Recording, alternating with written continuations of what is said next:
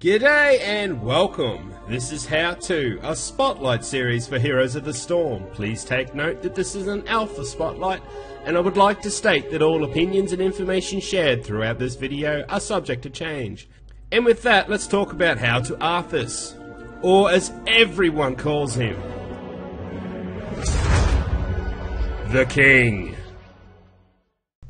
Who is Arthas? Arthas Menethil, Crown Prince of Lordaeron, Slaughterer, Butcherer, first of the Death Knights, champion of the Scourge. Prince Arthas Menethil, the son to King Taranis and heir to the throne of Lordaeron, was once a noble follower of the Light, combat trained by Muradin Bronzebeard and Uther at a young age, then joining the ranks of the Knights of the Silver Hand at the mere age of 19. Arthas was a headstrong youth and a powerful and renowned warrior. With his holy mace, Light's Vengeance, he went on to fight many battles for the Alliance and his kingdom. The prince also fell in love with the young Jane of Proudmoore, but ultimately had to go their separate paths.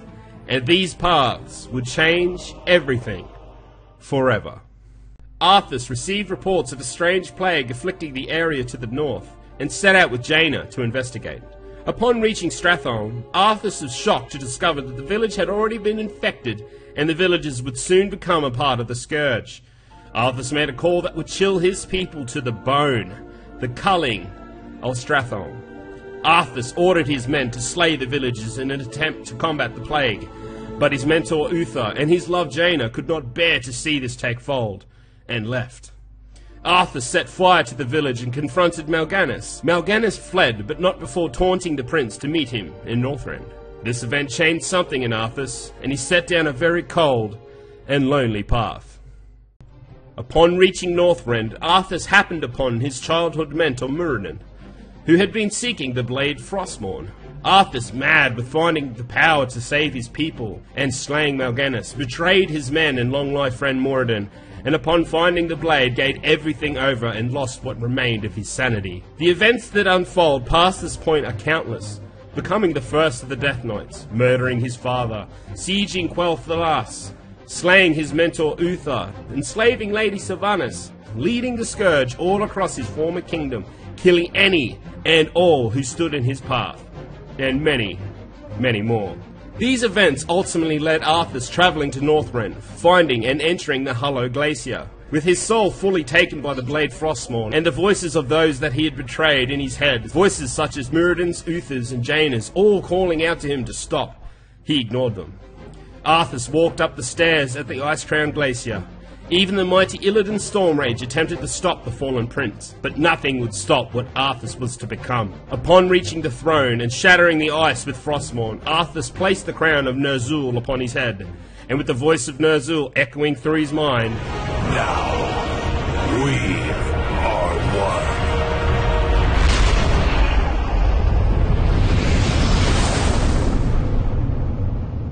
Arthas no longer existed. This new entity, and one of the most powerful Azeroth has ever known, will forever be called the Lich King. This, of course, has been a very cut-down version of what the history of Arthas involves. For a more detailed look at this fallen prince, there is a link in the description below. Arthas' role in the Nexus. Arthas is a warrior. And as a warrior, it is your job to initiate fights and create moments for your team to capitalize on.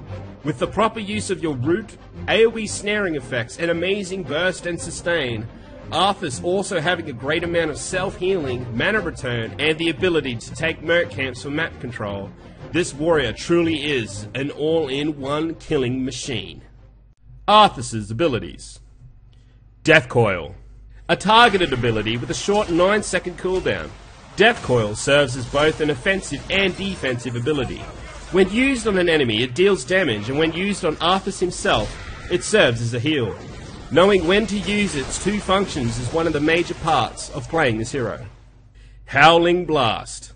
A targeted area of effect ability, dealing damage and snaring your targets for 1.5 seconds.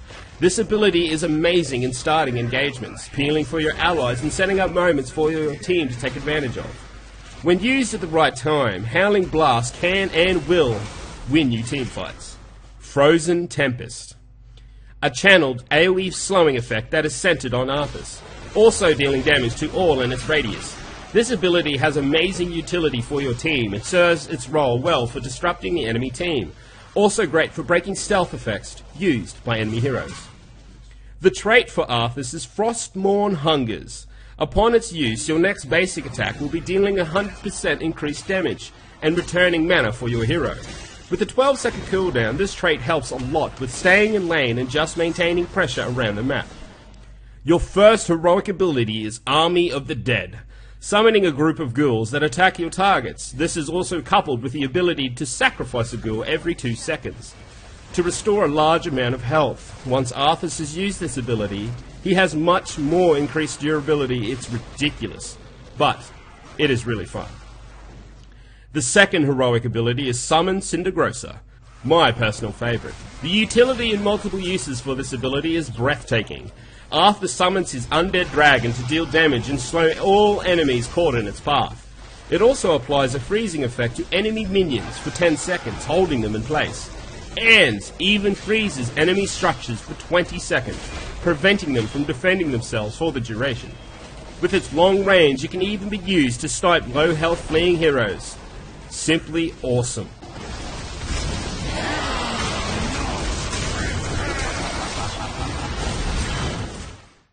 For this video, I will be showing what build I like to run when playing with friends and I feel shines when used in organised teams. The build following that will be more talents I like to take when solo queuing and just serves as something different and fun. Build number 1. Level 1 is Frozen Wastes, increasing the radius of your Tempest ability by 33%. This increased size is great at keeping pressure on as many targets as possible, and allowing your team to keep great positioning as you decrease your enemy's ability to move. Also helps when laning, merc camps, and chasing enemy heroes. Level 4 is an activated ability with Envenom, applying a 6-second damage over time effect to a target enemy hero.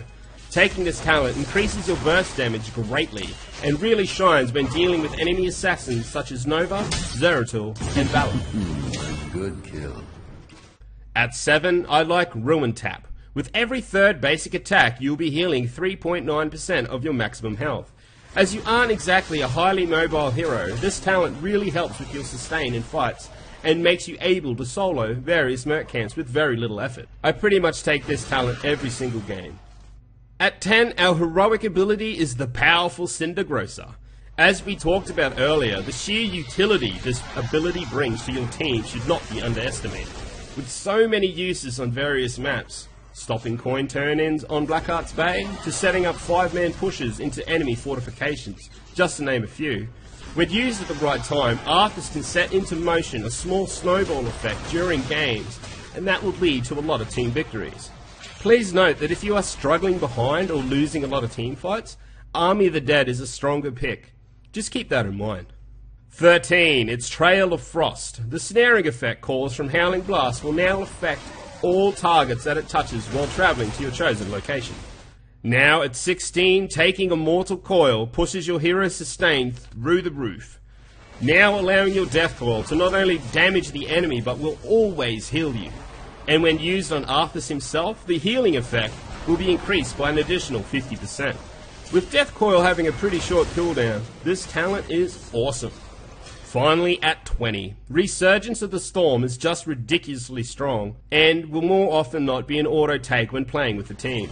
With a 5-second respawn upon death, and the effect only having a 2-minute cooldown, you can try set up multiple plays without any real risk at all. Build number 2. As I mentioned, this second build is just for some fun and mainly focuses on your trait and laning. Wouldn't recommend it for competitive or team play, but for solo queuing and messing around, I think it's pretty cool. Level 1 is again Frozen Wastes, just such a good talent. You could pick up Lock for enemy teams with Reina or Nova, if you wish. At level 4, I take Destruction, increasing the damage bonus caused by the use of your trait to 150% increased damage. 7 is Obliterate.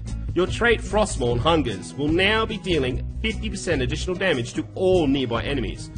See where this is going? Our heroic is Army of the Dead. Just awesome sustain and healing makes you extremely hard to kill. Level 13, Trail of Frost. It's still a solid option.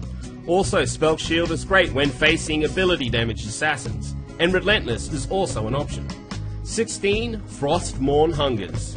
The effect from your trait is now applied to the next 2 swings of your auto attacks, and this leads into 20. Fury of the Storm. Your basic attacks bouncing twice for 50% damage. Just walk into a large minion wave and destroy them like the unstoppable monster you are. All in all, Arthas is a great pick for any team, as he brings so much to team fights and is extremely versatile, with being strong in anything that needs to be done during games. Starting engagements, capturing camps, peeling for your allies, just to name a few, the Lich King truly lives up to his legacy and is the ultimate killing machine in Heroes of the Storm. Let me know who you would like to see in the next spotlight. Don't forget to like and subscribe for future videos. And remember to Bow down to the king. Bow down to the king. Frostmourne hungers. You would make an adequate ghoul, mindless and proficient at repetitive tasks. Hail to the king, baby.